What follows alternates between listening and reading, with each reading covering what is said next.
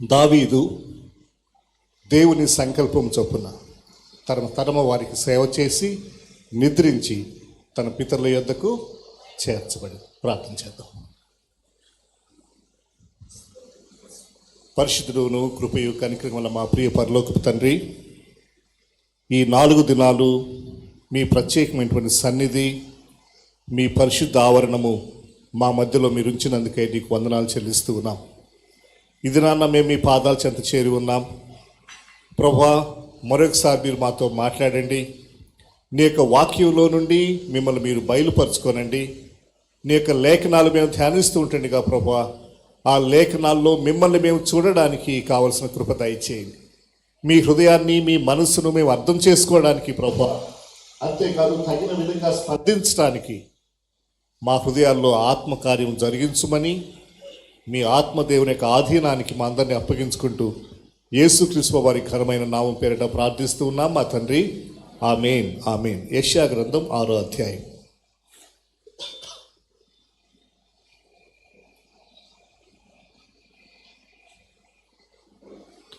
యెషయా గ్రంథము 6వ అధ్యాయం 1వ వచనం నుండి నేను 8 వచనాలను చదువుతాను, దయచేసి గమనించండి.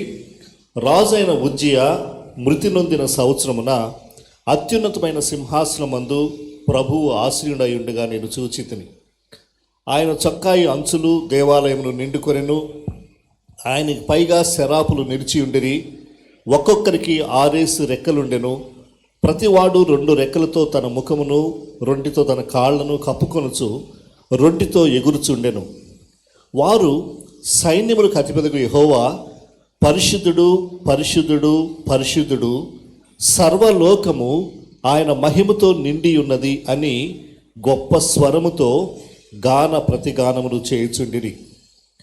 వారి కంఠస్వరము వలన గడప కమ్ముల పునాదులు కదులుచు మందిరము ధూమము చేత నిండగా అయ్యో, నేను అపవిత్రమైన పెదవులు గలవాడను, అపవిత్రమైన పెదవులు గల జనుల మధ్యను నివసించువాడను.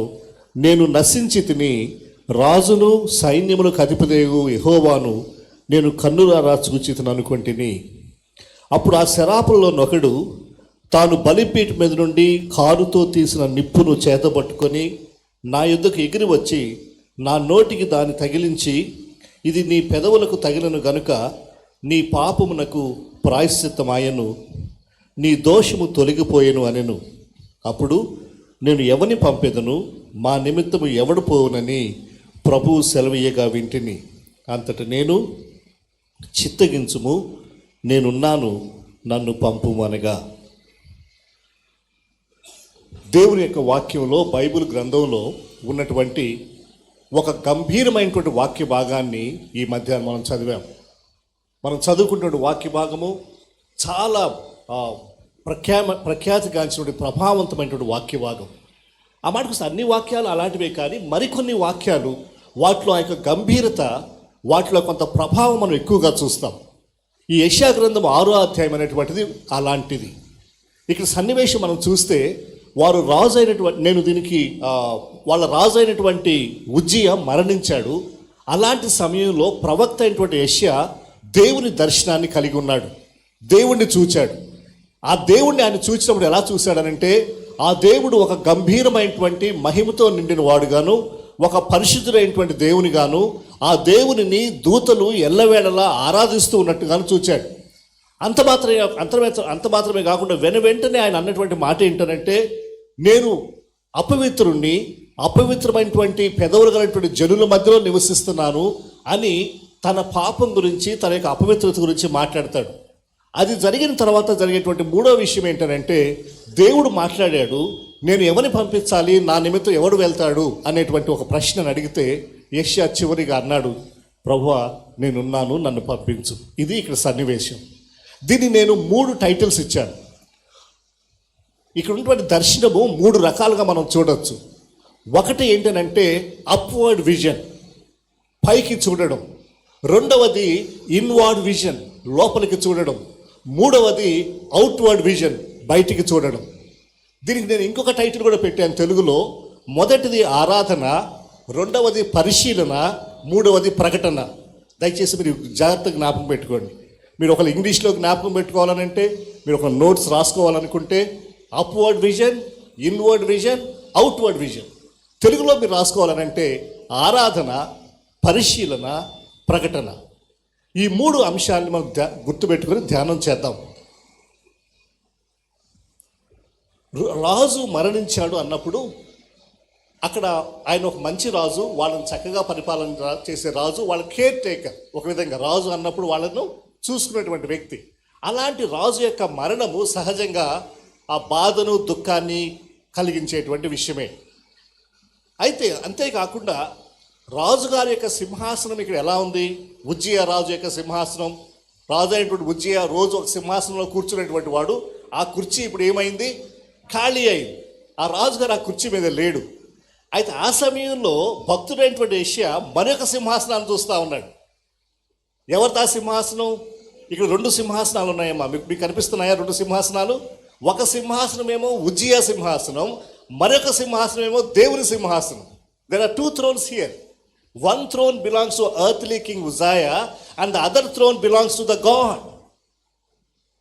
ఇక్కడ 2 సింహాసనాలు ఉన్నాయి. ఒక సింహాసనంలో మరణం ఉంది, ఒక సింహాసనంలో ఖాళీతనం ఉంది, ఎంటీనెస్ ఉంది. ఇంకొక ఆ సింహాసనంలో దుఃఖం ఉన్నది. There was sorrow, there was that throne is empty. ఖాళీగా ఉంది కుర్చీ ఉంది కానీ కుర్చీ ఖాళీగా ఉంది. ఆ కుర్చీలో కూర్చోవలసిన మనిషి లేడు అక్కడ, ఆయన చనిపోయాడు. There was death, there was sorrow and there was emptiness. అది ఒక సింహాసనం. బట్ ది అదర్ థ్రోన్, రెండవ సింహాసనం ఎలా ఉందండి? ఆ సింహాసనం గురించి ఒక మాట చెప్పమంటారా? ఆ సింహాసనం ఎప్పుడూ ఖాళీ అవ్వదు. That will never be vacant.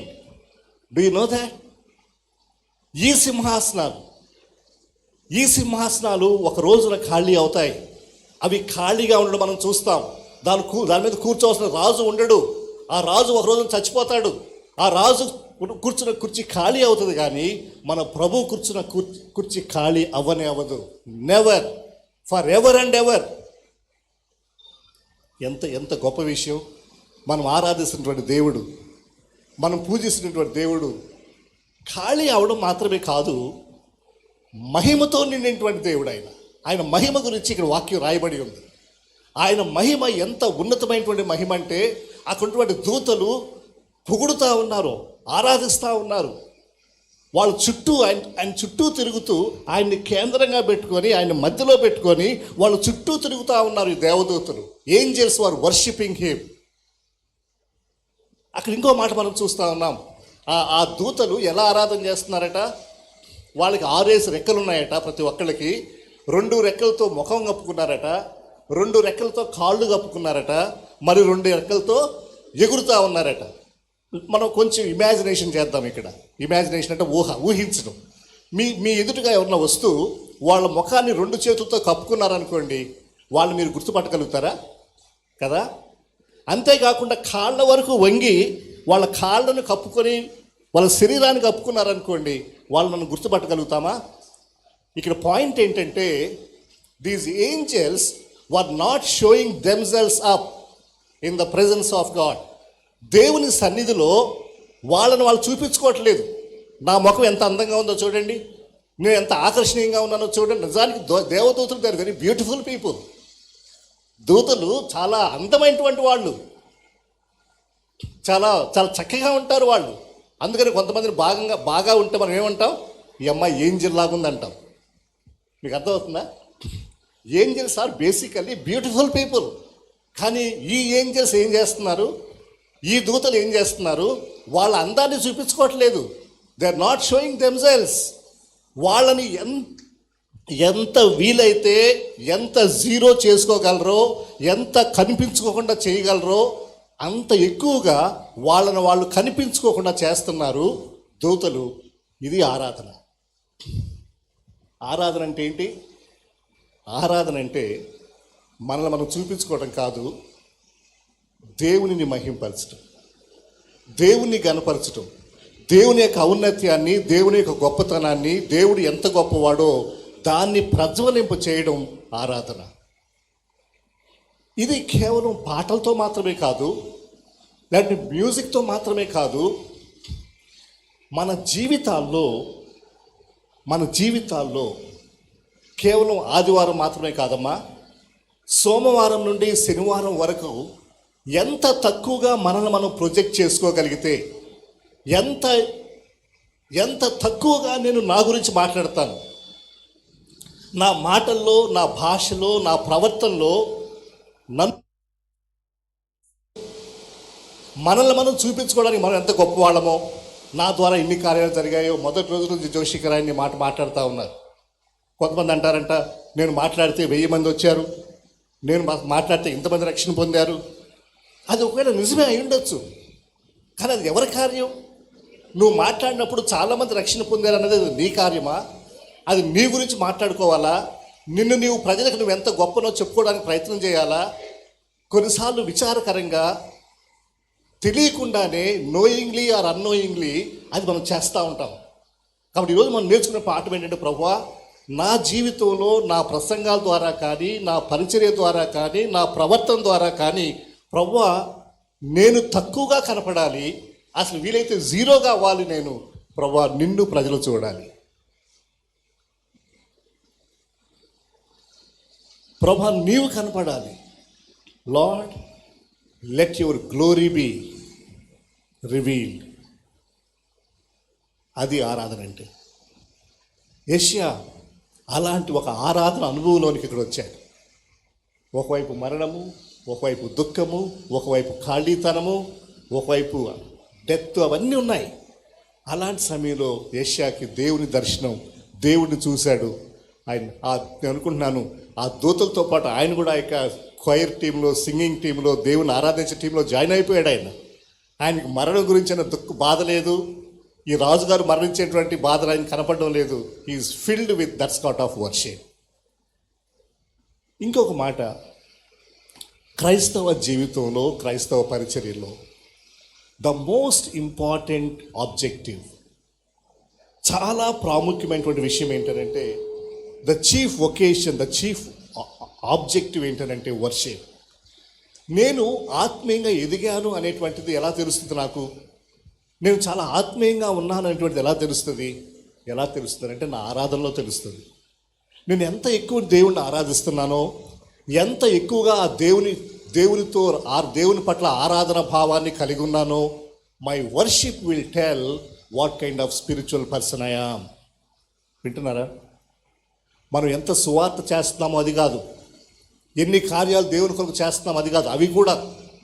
కానీ ప్రాథమికంగా నేను నా ఆత్మీయ జీవితంలో ఎదగవలసింది దేవునికి దగ్గర అవడంలో, దేవుణ్ణి ఆరాధించడంలో, దేవుని యొక్క ఔన్నత్యాన్ని, దేవుని యొక్క కృపను, దేవుని యొక్క మహిమను హృదయపూర్వకంగా నేను ఆస్వాదిస్తూ, ప్రభువా, నువ్వు ఎంత గొప్ప దేవుడవు అని ఆ దేవునిని ఆరాధించడంలో నేను ఎదగలిగినట్లయితే అది నా నిజమైన ఆత్మీయత.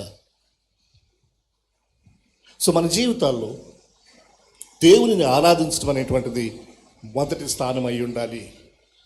The more and the more and the more, ఎంత ఎక్కువగా ఆ ప్రభుని ఆరాధించడానికి సమయం తీసుకున్నాం, ఆ ప్రభుని ఆరాధించడం, దేవుని సన్నిధిలో కూర్చొని ఆయన్ని అప్రిషియేట్ చేయడం, ఆయన్ని ప్రభువా, నువ్వు ఎంత గొప్ప దేవుడు ప్రభువా అని చెప్పి ఆయనతో వ్యక్తిగతంగా అలాంటి సమయంలో గడపడానికి దయచేసి మన జీవితాల్లో ప్రాముఖ్యానికి ఇద్దాం. ఎవాంజలిజం, సువార్త, పరిచర్య, మనం చేయవలసిన కొన్ని డ్యూటీస్, ఇవన్నీ అవసరమే, కానీ అవన్నీ they are always secondary. What you do for the Lord is always secondary. కానీ నువ్వు ఆయన ఎంత ఎక్కువ ప్రేమిస్తున్నావు, ఆయన ఎక్కువ ఎంత ఆరాధిస్తున్నావు, నువ్వు ఆయన అంత ఎక్కువ ఇష్టపడతా ఉన్నావు అనేది ప్రాముఖ్యం. ఇది చెప్పాలంటే చాలా సింపుల్ ఎగ్జాంపుల్ చెప్తాను. భార్యాభర్తల సంబంధం. నా వైఫ్కి నేను చాలా మంచి పట్టు చీర కొనుక్కొని తీసుకొస్తాను. 10,000 రూపాయలు పెట్టి పట్టు చీర కొంటాను. ఆమె కోసం మంచి కారు కొంటాను. నేను ఆమె కోసం చాలా మంచి ఆహారం తీసుకొస్తాను. కానీ నేను ప్రేమించను. ఆమెతో అసలు నేను మాట్లాడను. ఇలాంటి ఇంకొక అమ్మాయితో మాట్లాడుతూ ఉంటాను, లేకపోతే ఇంకేదో పనిలో తిరుగుతూ ఉంటాను. ఆమెతో కనీసం రోజుకు ఒక్కసారి కూడా ఆమెతో తీరిగ్గా కూర్చొని 1 గంట హృదయపూర్వకంగా నా ప్రేమను వ్యక్తం చేస్తూ మాట్లాడుకోవడం ఉండదు. ఇప్పుడు చెప్పండి, నేను నిజంగా ఆమెను ప్రేమిస్తున్నానా? మరి 10,000 రూపాయలు పెట్టి చీర కొన్నాను కదా, ఆమె కోసం మంచి కారు కొన్నాను కదా, మొన్ననే బిర్యానీ, చికెను, మటన్ అన్ని ఇంటికి తీసుకొస్తున్నాను కదా. వింటున్నా? మీకు అర్థమవుతుందా? What you do for the lord will not reveal your love for the lord. అది నువ్వు ఆయన్ని ప్రేమించకుండా కూడా చేయొచ్చు ఆ పని. నేను ఇప్పుడు కానుక ఇచ్చానండి, ₹1,00,000 కానుక ఇచ్చాను. నేను ఇక్కడ I gave 1,00,000 rupees. I can do it. నేను దేవుని పట్ల ప్రేమ లేకుండా కూడా నేను ₹1,00,000 దేవునికి ఇవ్వగలను. అర్థమవుతుందా మీకు? మనం ఏమేమి చేస్తున్నామో, మన క్రియలు, మన పనులు, అంతకంటే ఎక్కువ దేవుని పట్ల నీ హృదయంలో తపన ఉండాలి. Love, love, love. ఈ రోజున మనం నేర్చుకుందాం. ఇది చివరి కూడిక, మనం కొన్ని నిమిషాల్లో వెళ్ళిపోతాం. నా జీవితంలో నేను ప్రభువుని ప్రేమించడం, ప్రభు పట్ల తపన, ప్రేమ కలిగి ఉండడం, అది నిజమైన ఆరాధన. అది నిజమైన ఆరాధన. ఎప్పుడైతే ఈ ఆరాధనలో ఒక విషయం యెషయా గమనించాడు. దూతలట ఆయన ప్రభువు గురించి మాట్లాడుతూ వాళ్ళు ఏమంటున్నారు? 3వ వచనంలో, వారు సైన్యములకు అధిపతిగా యెహోవా పరిశుద్ధుడు, పరిశుద్ధుడు, పరిశుద్ధుడు అని ఒక సహజంగా దేవుని యొక్క వాక్యంలో చాలాసార్లు చాలా పదాలు 2 సార్లు మాత్రమే కనపడతాయి. మోషే, మోషే, సమూయేలు, సమూయేలు. ఒక్క మాట మాత్రమే 3 సార్లు ఉంటుందట. ఆ మాట ఏంటంటే పరిశుద్ధుడు, పరిశుద్ధుడు, పరిశుద్ధుడు. ఇది కూడా 2 సార్లు ఉందట. ఇక్కడ యెషయా గ్రంథంలో ఒకసారి, ప్రకటన గ్రంథంలో ఇంకొకసారి. This is the only word which is repeated thrice. Holy, holy, holy. No other word. దేవుడు ప్రేమామయుడు, ప్రేమామయుడు, ప్రేమామయుడు అని బైబుల్ ఎక్కడ లేదు. దేవుడు దయామయుడు, దయామయుడు, దయామయుడు అని ఒకేసారి 3 సార్లు చెప్పబడడం బైబుల్ ఎక్కడా లేదు. ఆయన ప్రేమ గురించి, ఆయన దయ గురించి, లేకుంటే ఏదైనా సరే. కానీ ఆయన పరిశుద్ధత గురించి మాత్రం పరిశుద్ధుడు, పరిశుద్ధుడు, పరిశుద్ధుడు అని it is repeated thrice. That tells us దేవుని పరిశుద్ధత, యెహోవా దేవుని యొక్క, లేదా మనం ఆరాధించేటువంటి దేవుని యొక్క ప్రత్యేకతను ఆ మాట తెలియజేస్తూ ఉంది. Hour God is different. ఈ పరిశుద్ధత అండి, మన దేవునిలో ఉన్నటువంటి పరిశుద్ధమైనటువంటి లక్షణము మరి ఇంక ఎవరిలో కూడా లేదు, ఇంకెవరిలో కూడా లేదు. అది చూసిన వెంటనే యెషయాలో ఏమి రెస్పాన్స్ వచ్చింది చెప్పండి? యెషయా ఏమన్నాడు? అయ్యో, నేను అపవిత్రమైన పెదవులు గలవాడను, అపవిత్రమైన పెదవులు గల జనుల మధ్యను నివసించువాడను. రెండో విషయం వినండి. మొదట ఆరాధన గురించి మాట్లాడాం, ఇప్పుడు పరిశీలన గురించి మాట్లాడతాం. ఇంట్రాస్పెక్షన్, స్వపరీక్ష. The more you come closer to God. వినండి, దేవునికి మనం ఎంత దగ్గర అవుతామో, దేవుని యొక్క మహిమను, దేవుని యొక్క పరిశుద్ధతను ఎంత ఎక్కువ అర్థం చేసుకుంటామో, మనం అర్థం చేసుకునే రెండో విషయం ఏంటో చెప్పంటారా? What is the second thing that we will get to know? మనం ఎంత మురికోళ్ళమో, ఎంత అపవిత్రులమో, ఎంత పడిపోయిన వాళ్ళమో మనకు తెలుస్తుంది. ఇంకొక ఆయన అంటాడు, నిజమైనటువంటి పరిపక్వత ఏంటంటేనంట, ఆత్మీయతలో స్పిరిచువల్ మెచ్యూరిటీ ఏంటంటేనంట, వినండి, జాగ్రత్తగా వినండి అమ్మా. మనం పెద్ద పెద్ద పాపాలు చేసి కూడా దాని గురించి అసలు ఏమీ ఫీల్ అవ్వమంట. కానీ చిన్న చిన్న పాపాలు చేసి కూడా దాని గురించి చాలా ఫీల్ అవుతామంట. అది పరిశుద్ధత అండి. ఇది ఒక చోట ఒక భక్తుడి దగ్గర నేర్చుకున్నాను. మా పాస్టర్ గారు చెప్పారు, డాక్టర్ మనోహర్ పాల్ గారు.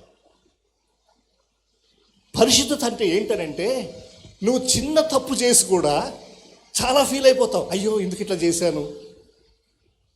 అది ఆ పరిశుద్ధత లేకపోతే ఎలా ఉంటామో తెలుసా అండి? చాలా చాలా అసహ్యంగా ప్రవర్తిస్తూ ఉంటాం. కానీ బండి నడిపిస్తూనే ఉంటాం, ప్రసంగాలు చేస్తూనే ఉంటాం, పరిచర్య చేస్తూనే ఉంటాం, సంఘ పరిచర్య చేస్తూనే ఉంటాం. అది నిజమైనటువంటి పరిశుద్ధత కాదు. నిజమైనటువంటి స్పిరిచువాలిటీ అంటే ఏంటంటే, నిజమైనటువంటి స్పిరిచువల్ మెచ్యూరిటీ అంటే ఏంటంటే, నువ్వు చేసిన చిన్న పాపానికి కూడా, అంటే పెద్ద పాపం చిన్న పాపం నేను ఆ కేటగరైజేషన్ చేయడం లేదు, అది కాదు ఇక్కడ విషయం. అన్ని పాపాలు ఒకటే. కానీ కొన్నిసార్లు చిన్నదానికి కూడా చాలా, అయ్యో ప్రభా నేను ఎందుకు ఇట్లా చేశాను, అయ్యో ప్రభా నేను ఇట్లా చేయకుండా ఉండాల్సింది కదా, కాదు కదా, ఇంత ఇంత ఇలాంటి మాట నేను అనకుండా ఉండవలసింది కదా. వినండి, even for the small mistake that we do, confession is important. దయచేసి మన యొక్క పరిశుద్ధతను, లేకుంటే మన యొక్క ఆత్మీయ జీవితాన్ని మనం ఈజీగా తీసుకోవద్దు. మన చిన్న పాపాలు కూడా మనకి పెద్దగా కనిపించడం జరగాలి. పరిశీలన, ఆత్మ పరిశీలన. దైవజనుడు ఒక ఆయన ఉండేవాడు, మీకు కొంతమందికి జోషి గారు అని ఖచ్చితంగా తెలుసు. ఆయన ఈయూలో స్టాఫ్ వర్కర్గా ఉండేవాడు. ఆయన పేరు జోసెఫ్ అభిషేక్ రావు. ఆయన గురించి కొంతమంది పెద్దవాళ్ళు, ముఖ్యంగా ముగ్గురు చెప్పారు ఇదే మాట. విశాల్ మంగళవాడి అని ఆయన చెప్పాడు, సత్కీర్తిరావు గారు చెప్పారు, పిటి చాందపేట అని దైవజనుడు, ముగ్గురు ఇదే మాట చెప్పారు. ఈ జోసెఫ్ అభిషేక్ రావు అనేటువంటి సేవకుడు, దైవజనుడు ఏం చేస్తాడంటేనంట, ప్రతిరోజు ఆయన నిద్రపోయే ముందు, before he goes to bed, ఆయన చాలా తీవ్రంగా తన జీవితాన్ని పరిశీలించుకుంటూ ఉండేవాడట. నీ రోజంతట్లో గత 24 గంటల్లో, లేదంటే ఉదయం నేను లేచినప్పటి నుండి ఎక్కడైనా నేను తొలగిపోయానా, ఎక్కడైనా నేను దేవునికి ఇష్టం లేని విధంగా ప్రవర్తించానా, నా చూపుల ద్వారా కానీ నా ప్రవర్తన ద్వారా కానీ నేను చేసిన ఎక్కడన్నా నేను did I in any way deviate from the lord అని చాలా తీవ్రంగా, చాలా తీక్షణంగా తన జీవితాన్ని పరిశీలించుకుంటేవాడట. అంచేత పరిశీలన, స్వపరీక్ష, ఇంతకుముందు మనం బల్ల గురించి మాట్లాడుతూ ఉన్నప్పుడు ఆ మాటలు మనం గమనించాం. స్వపరీక్ష చేసుకోవాలి. స్వపరీక్ష చేసుకోవడం చాలా అవసరం. ఒక ఆయన అంటాడు, unchecked life is not worth living. స్వపరీక్ష చేసుకోకపోతే అలాంటి జీవితం జీవించడం వృధా. Unchecked life is not worth living. మనల్ని మనం పరిశీలించుకోవడం, వేరే వాళ్ళు మనం పరిశీలించడం కంటే మనల్ని మనం పరిశీలించుకొని నేను ఎక్కడన్నా తొలగిపోయానేమో అని పరిశీలించుకోవడం, మన జీవితాలు చెక్ చేసుకోవడం అనేటువంటిది చాలా చాలా ప్రాముఖ్యమైనటువంటి విషయం. పరిశీలన. అప్పుడు మన యొక్క పాపాలు బయటకు వస్తాయి. ఇప్పుడు ఒక విషయం ఆలోచన చేయండి. యెషయా భక్తుడు కదా, ప్రవక్త కదా, చాలా పెద్ద ప్రవక్త ఆయన. ప్రవక్తల గ్రంథాల్లో, పెద్ద ప్రవక్తల గ్రంథాల్లో యెషయా మొదటివాడు. మేజర్ ప్రాఫిట్స్ అంటారు కదా, మేజర్ ప్రాఫిట్స్. యెషయా, ఇర్మియా, యెహెజ్కేలు, దానియేలు, వీళ్ళందరినీ పెద్ద ప్రవక్తలు అంటారు. చిన్న ప్రవక్తలు అంటేనేమో హోషియా, ఆమోసు, మీకా, వీళ్ళు చిన్న ప్రవక్తలు. పెద్ద ప్రవక్తల్లో మొదటివాడు యెషయా. అప్పటికే 5 అధ్యాయాలు ప్రవచించాడు ఆయన. ఇది 6వ అధ్యాయం. ఈ 6వ అధ్యాయంలో అర్థమైంది ఆయన ఎంత అపవిత్రుడు, ఎంత అపవిత్రమైనటువంటి పెదవులు గలవాడో, అలాగే ఎంత అపవిత్రమైనటువంటి జనుల మధ్య నివసిస్తున్నాడో అర్థమైంది.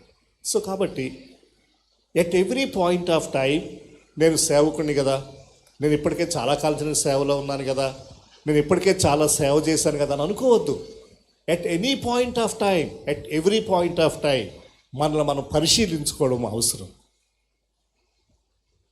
నేను ఎక్కడ అపవిత్రత నా జీవితంలో ప్రవేశిస్తూ ఉంది, ఏ విషయాల్లో నేను రాజీ పడిపోతూ ఉన్నాను, ఎక్కడెక్కడ నేను దేవునికి ఇష్టం లేకుండా జీవిస్తూ ఉన్నాను, ఏదైనా విషయాలు, మా ఇంట్లో ఉన్నటువంటి విషయాలు ఏమన్నా దేవునికి ఇష్టం లేనివి ఉన్నాయా, మా కుటుంబంలో దేవునికి ఇష్టం లేనివి ఉన్నాయా, నేను చూసేటువంటి టీవీ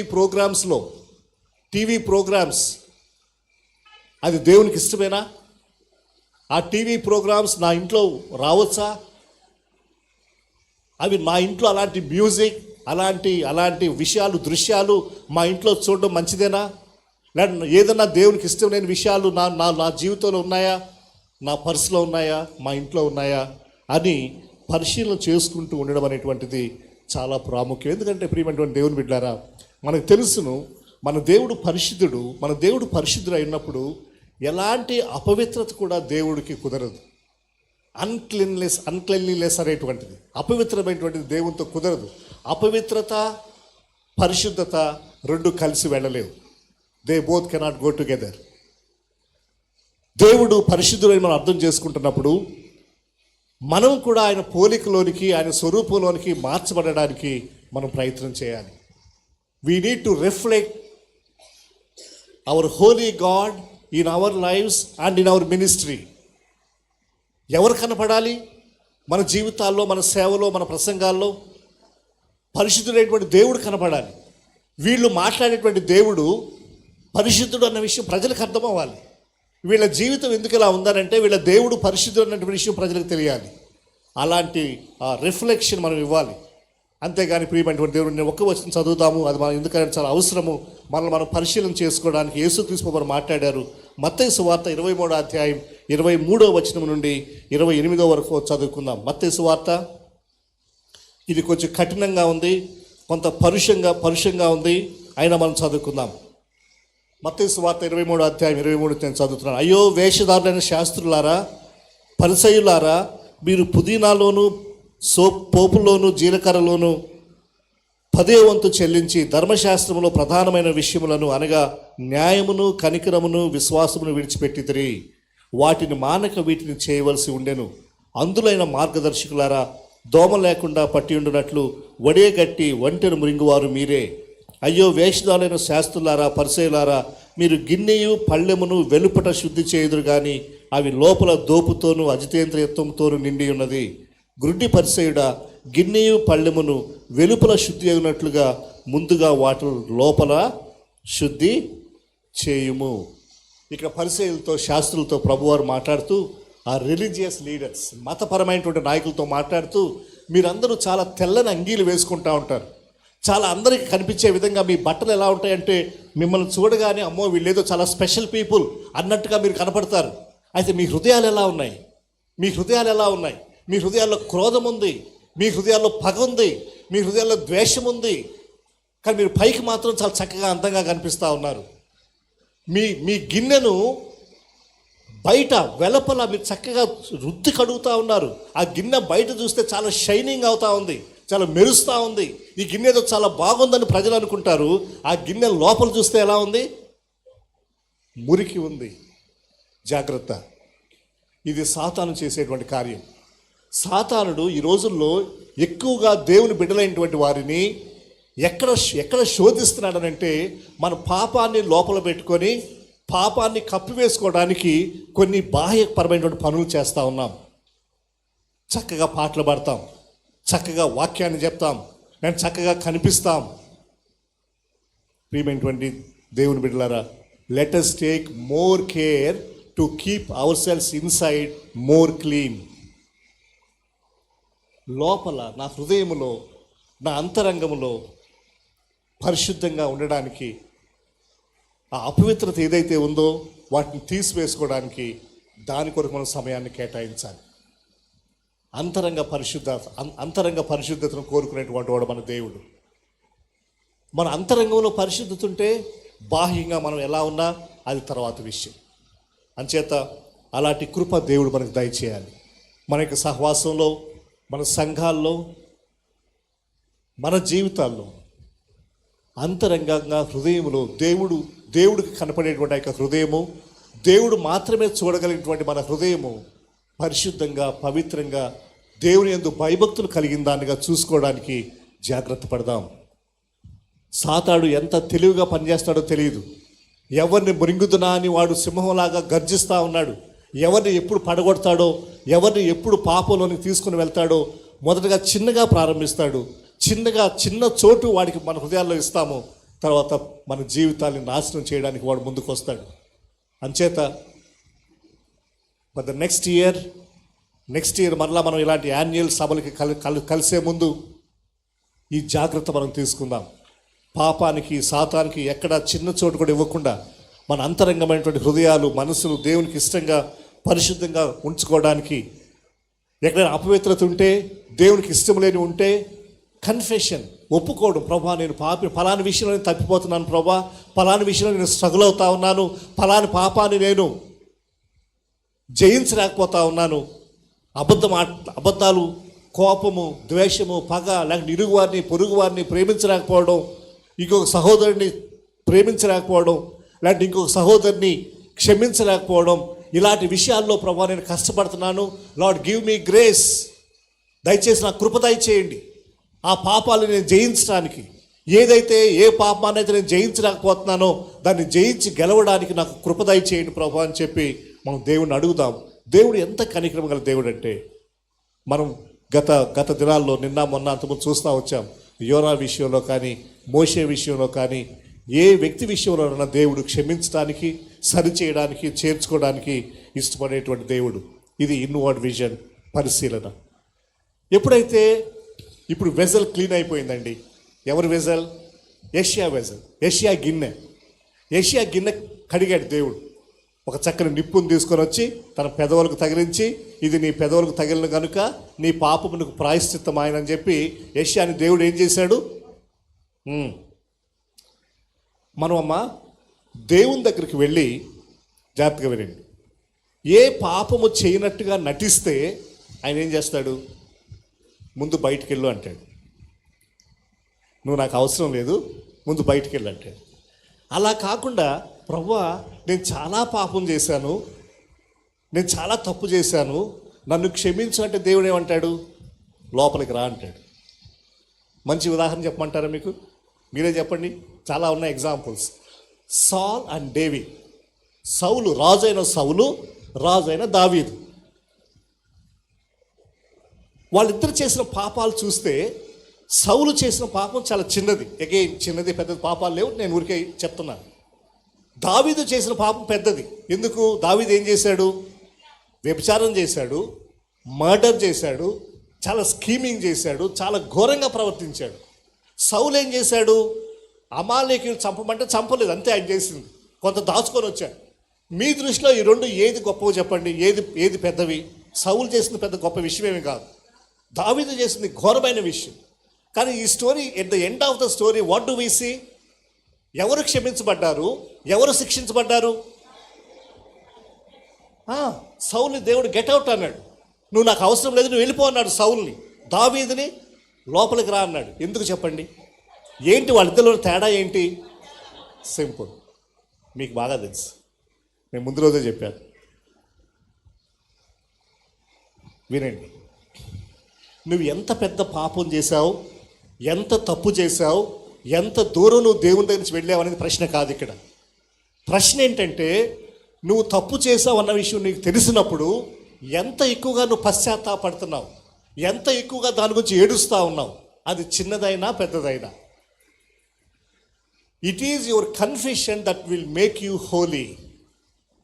నిన్ను పరిశుద్ధతలోకి చేసేది, పవిత్రతలోకి తీసుకుని వెళ్ళేది మన యొక్క పశ్చాత్తాపం. దావీదు పెద్ద పాపమే చేశాడు. దేవుని దగ్గరికి వెళ్ళి ప్రభువా నేను పాపం చేశాను, నన్ను క్షమించు అన్నాడు. తను చేసిన పాపం గురించి ఏడ్చాడు ఆయన. దావీదుని దేవుడు కనికరించాడు, దావీదును దేవుడు బలపరిచాడు. ఈ మధ్యాహ్నకాల సమయంలో ఇదే ఎక్సర్సైజ్లోనికి మనం వెళ్దాం. మనం పాపం చేస్తాం, అబద్ధాలు ఆడతాం, అపవిత్రమైనటువంటి తలంపులు మన హృదయాల్లోకి వస్తాయి, చేయకూడని పనులు మనం చేస్తాం, చూడకూడని విషయాలు చూస్తాం. ఇవన్నీ కాలు జారినప్పుడు, పొరపాటు చేసినప్పుడు మనం చేయవలసినటువంటి వెంటనే చేయాల్సిన పని ఏంటనంటే ప్రభు దగ్గరికి వెళ్ళి ప్రభువా ఫలాని విషయంలో నేను కష్టపడుతున్నాను, ఫలాని పాపం విషయంలో నేను ఇబ్బంది పడుతున్నాను, ప్రభువా నన్ను కడగండి, క్షమించండి, నాకు సహాయం చేయండి. I'm telling you, God will strengthen you. దేవుడు నిన్ను బలపరుస్తాడు. దేవుడు మన హృదయాల్లో చూసేది ఏంటంటే పశ్చాత్తాపం. ఎంత యథార్థంగా, ఎంత జెన్యూన్గా నువ్వు ప్రార్థన చేస్తున్నావు, ఎంత యథార్థంగా నువ్వు నీ పాపాన్ని ఒప్పుకుంటున్నావు. నటించద్దు దేవుని ముందు. నేను నిన్న చెప్పాను, మన గురించి క్షుణ్ణంగా తెలిసిన వాళ్ళు ముగ్గురు ఉన్నారు. ఒకటి నేను, ఒకటి దేవుడు, ఇంకోటి సాతాను. దేవుని దగ్గర మనం నటించలేమండి. చెప్పండి, దేవుని దగ్గర నటించగలవా? దేవుడికి తెలియదా మనం ఏంటో? మనం ఏం మాట్లాడుతున్నామో, ఏం చేస్తున్నామో, మన హృదయంలో ఏముందో దేవునికి తెలియదా? ఖచ్చితంగా తెలుసు. అంచేత దేవుని దగ్గర యథార్థంగా వెళ్ళి ప్రార్థించినప్పుడు he is always willing to accept. మనల్ని అంగీకరించడానికి, మనల్ని క్షమించడానికి, బలపరచడానికి, పవిత్రపరచడానికి, మన పాత్రలను, మన గిన్నెలను కడగడానికి ఆయన ఇష్టపడతా ఉన్నాడు. మూడవది, ఎప్పుడైతే పాత్ర క్లీన్ అయ్యిందో, పాత్ర లోపల కడగబడిందో, ఆ పాత్రను దేవుడు వాడుకోవడం మొదలుపెట్టాడు. ఏమంటా ఉన్నాడు? Outward vision. నా నిమిత్తం ఎవరు వెళ్తారు, నేను ఎవరిని పంపాలి, ఎందుకంటే నాకు చాలా పని ఉంది బయట. ఇక్కడ గాస్పుల్ బ్యాండ్ యాన్యువల్ రిట్రీట్స్కి వచ్చిన వారు హాల్లో కూర్చొని ఉన్నారు, వీళ్ళు బాగా ఎంజాయ్ చేస్తున్నారు. మూడు రోజులు ఒక ఆత్మీయమైనటువంటి చక్కని బలపరచబడతా ఉన్నారు. అయితే బయట ఉన్నటువంటి వాళ్ళు, నాకు ఈ సన్నివేశం ఎప్పుడు కూడా చాలా మంచిగా అనిపిస్తుంది. ఏంటంటే పేతురు, యోహాను, యాకోబు ఆ రూపాంతరపు కొండ మీదకి వెళ్ళిన తర్వాత ఆ మోషే ఏలియాల్ని చూసి పేతురు చాలా ఎక్సైట్ అయిపోయాడు, చాలా ఖుషి అయిపోయాడు. పేతురు అంటాడు, ప్రభువా మనం ఇక్కడ ఉండటం మంచిది, నువ్వు మోషే ఏలియాలు ఇక్కడే ఉండడం కోసం మీకోసం 3 రూములు కడతాను నేను, మీరు ముగ్గురు ఇక్కడే ఉండండి, హ్యాపీగా ఉందాం అంటాడు. ప్రభు ఏమంటాడు? నాయనా, నేను ఈ లోకానికి వచ్చింది కొండ మీద హాయిగా ఉండి ఇక్కడే ఉండిపోవడానికి కాదు, మనం కిందకి వెళ్ళాలి. కిందకు వెళ్తే మీరు తర్వాత చదవండి ఏముంటుందంటే, అక్కడ ఒక దయ్యం పట్టిన వాడు ఉంటాడు. మిగిలిన 9 మంది శిష్యుల దగ్గరికి తల్లిదండ్రులు తీసుకొస్తారు ఆ దయ్యం పట్టిన వాడిని. ఆ మిగిలిన 9 వాళ్ళు వెళ్ళగొట్టలేకపోతూ ఉంటారు. ప్రభు దగ్గరికి తీసుకొస్తారు ప్రభు వాడిని. ఇక్కడ విషయం ఏంటంటే, మనం నేర్చుకునే పాఠం ఏంటంటే, ఇవన్నీ కూడా ఇలాంటి యాన్యువల్ మీటింగ్స్, ఈ సభలు ఇలాంటివన్నీ కూడా ఇవన్నీ మనల్ని బలపరచడానికి చేసేటువంటి కార్యక్రమాలు. అలా అంతేగాని మనం ఇక్కడే ఫర్ ఎవర్ అండ్ ఎవరు ఇక్కడే ఉండడానికి కాదు. ఇది కేవలం 3 రోజులు ఉంటాయి, 4 రోజులు ఉంటాయి, 5 రోజులు ఉంటాయి, 10 రోజులు ఉంటాయి. తర్వాత మనం ఎక్కడికి వెళ్ళాలి? ఈ కొండ దిగి కిందకి వెళ్ళాలి. కొండ దిగి కిందకి వెళ్తే ఏముంటుంది? దయ్యాలు పట్టిన వాళ్ళు, జబ్బుతో ఉన్నవాళ్ళు, బాధల్లో ఉన్నటువంటి వాళ్ళు, కష్టాల్లో ఉన్నటువంటి వాళ్ళు ఉంటారు. వాళ్ళకి సేవ చేయడానికే ఈ ఎక్స్పీరియన్స్ మనకి. ఇక మనం పొందుకునేటువంటి బలము, ఇక మనం అందుకుంటున్నటువంటి యొక్క శక్తి, ఇదంతా కూడా ఇక స్పిరిచువల్ ట్రాన్స్ఫర్మేషన్ లేకుంటే ఇవన్నీ కూడా ఎందుకనంటే, in order that we go out and serve the people. మనం బయటికి వెళ్ళాలి. బయటికి వెళ్తే ఎంతో ఘోరంగా పాపాల్లో జీవించేటువంటి వాళ్ళు, కష్టాల్లో ఉన్నటువంటి వాళ్ళు చాలామంది ఉన్నారు. వాళ్ళ కొరకు, వాళ్ళ నిమిత్తమై వాళ్ళకు నువ్వు సేవ చేయాలని, వాళ్ళకు నువ్వు వాక్యం ప్రకటించాలని దేవుడి 4 సభల్లో నిన్ను బలపరిచాడు. ఈ అనుభవాలు నీకు ఇచ్చాడు. ఎందుకు రూపాంతరం కొండ అనుభవం? ఆ అనుభవాలు మనకు అవసరం. ఆ అనుభవాల ద్వారా మనం ఆత్మీయంగా ఎదగాలి, బలపరచబడాలి. అయితే ఇక్కడే ఉండొద్దు. ఇక్కడే ఉండడం కాదు దేవుని ఉద్దేశం. There are so many people who are in need. అదే ఇక్కడ చూస్తూ ఉన్నాం. వాళ్ళు వింటారు కానీ గ్రహించరు. 9వ వచనం, నిత్యము వినుచుందరు కానీ గ్రహింపకుందరు, నిత్యము చూచుందరు కానీ తెలుసుకొనకుందరు. కన్నులతో చూచి, చెవులతో విని, హృదయంతో గ్రహించి, మనస్సు మార్చుకుని స్వస్థత పొందినట్లు ఈ జనుల హృదయము క్రొవ్వు చేసి వారి చెవులు మందపరిచి. అలా ఉన్నాయి మనుషులు. సో అలాంటి వాళ్ళ కొరకు మనం ముందుకు వెళ్ళాలి. ఈ రోజున మనం ముగిస్తూ ఉన్నాం. We are concluding, we are closing. సభలు అయిపోయినాయి. అయితే సభలు అయిపోయాయి అంటారా? నాకు అనిపిస్తుంది సభలు అయిపోలేదు, సభలు కంటిన్యూ అవుతూ ఉన్నాయి. ఒకసారి మా ఒంగోలులోనే మీకోసం వచ్చారేమన్నా, ప్రకాష్ యేషుడైనని ఒక గొప్ప దైవజనుడు, ఆయన చనిపోయారు. ఆయన కూడా ప్రకాష్ యేషుడైనతో మీటింగులు పెట్టారు ఒంగోలులో. అది కూడా 3 రోజులే.